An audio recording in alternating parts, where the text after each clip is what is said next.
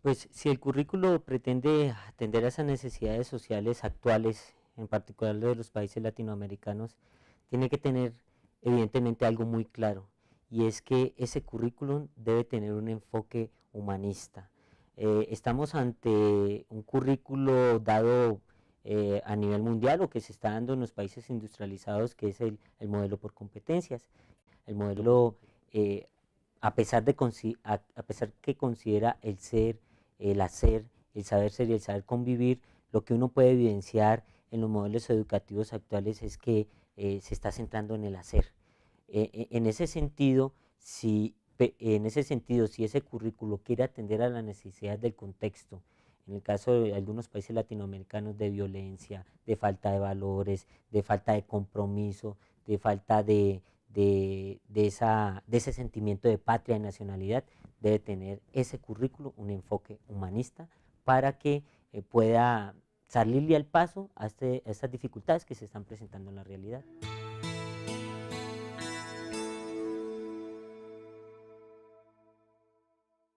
Definitivamente esa oferta de educación superior, si entiendo bien la pregunta, que no está regulada, que no tiene unos estándares, que no tiene unos principios básicos que permita pues retribuir en el futuro a la sociedad según a las necesidades de la sociedad, no es muy benéfica, no es muy conveniente, porque lo que se está viendo es que aparecen muchos planes y muchas instituciones que dicen ser universidades, pero que tienen más un interés económico que formar al ciudadano. Es más, que si bien pretenden en sus currículos, sus planes de estudio, formar en el hacer, ni eso alcanzan a hacer, ni eso alcanzan a lograr. Entonces, sí se necesita de una regulación que permita establecer algunas pautas, algunos estándares, y en esa regulación, como lo mencionábamos anteriormente, que se exija un enfoque humanista también, no que es solamente el hacer, sino que es formar personas. Se están formando personas y como personas se tienen principios, se tienen valores que si bien están en crisis, el sistema educativo tiene que atender para salir de esa crisis.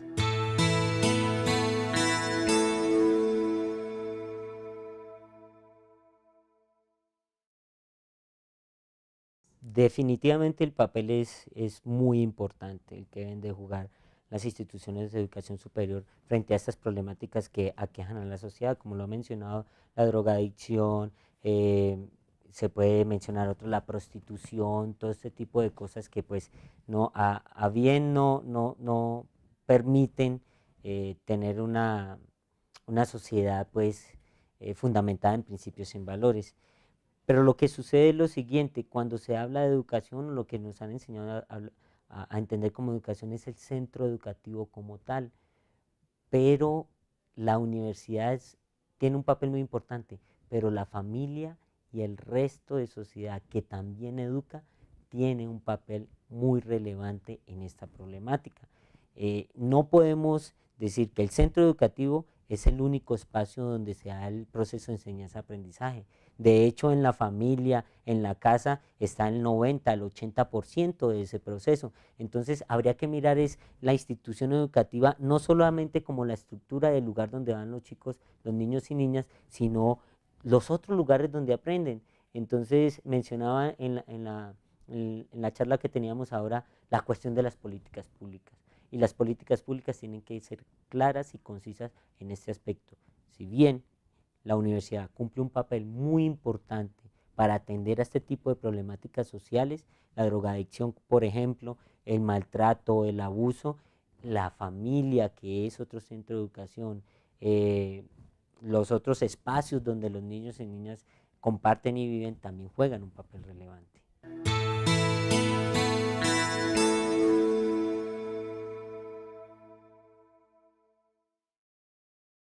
Eso es indiscutible. ¿Cómo lograrlo? Esa es la pregunta clave, cómo lograr esa articulación entre la educación superior, que tenga una formación integral humanística, pero que también responda a las necesidades de la industria, por ejemplo. ¿Cómo lograrlo? Terminaba yo diciendo ahora que es muy complicado cuando hay unas reformas educativas y no se han terminado de ajustar esas reformas y ya están pensando en otras y nos implantan otras. Cuando no sabemos, y lo dice un autor que se me olvida ahora mexicano, no sabemos si somos socialistas, no sabemos si somos neoliberales o no sabemos si el país es liberal, sino que es una amalgama. Y si uno comienza a ver las políticas públicas, unas son de un lado, otras son proteccionistas, otras no tanto. Entonces, esa articulación entre industria y universidad, para llegar a esa articulación con el hacer, se deben de tener muy claras ciertos parámetros que tienen que ver con lo económico y lo político. Mientras no se encuentre esa claridad, pues vamos a estar lejos de ello. Se pensaba o se llegó a pensar en el caso de Colombia que ahora que firmaron el Tratado de Libre Comercio con Colombia se iba a tener muy claro eso. Pues por eso la reforma que quieren hacer ahora la educación superior, para sacar técnicos, tecnólogos y universitarios, es decir, mano de obra barata. Pero mano de obra barata, ¿para qué? ¿Para qué ámbito de la industria? Si sabemos que los tratados de libre comercio sacrifican un sector de la industria para favorecer otros. Mientras no se tenga claro eso, en nuestros países de Latinoamérica, muy difícil vamos a saber al hacer qué. El universitario le tenemos que enseñar al hacer, sí, pero qué, bajo qué términos, bajo qué pautas, pensaría yo. O sea, la situación del sistema educativo latinoamericano en particular es muy complejo debido a los ritmos económicos, debido al mercado mundial, porque somos consumidores, porque somos países, algunos como Brasil es emergente, pero no somos productores, no le damos valor agregado a la materia prima. La materia prima se la llevan los industrializados y vuelven y la venden a nosotros con ese valor agregado. Entonces, ¿cómo articular la ciencia? En el caso de Colombia, innovación, ciencia, pero los tratados de libre comercio traen algo que se llama sobre que no se puede producir ciencia, que se está limitada las patentes, bueno, hay una cantidad de cosas que eh, problematizan esta situación entre la articulación de la universidad y el hacer, es decir, con la industria de un país. Eso es de suma importancia, porque conocer las experiencias que se están dando a nivel de sistemas educativos, cómo se está presentando este desarrollo del proceso de enseñanza-aprendizaje en otros contextos, en otras situaciones, alimenta mucho, alimenta mucho los conocimientos que uno tiene sobre esos procesos, sobre esos sistemas, que permiten analizar y cuestionar en el que uno está en el país y permiten evidenciar otras cosas que podrían ser favorables, óptimas y que se podrían impulsar.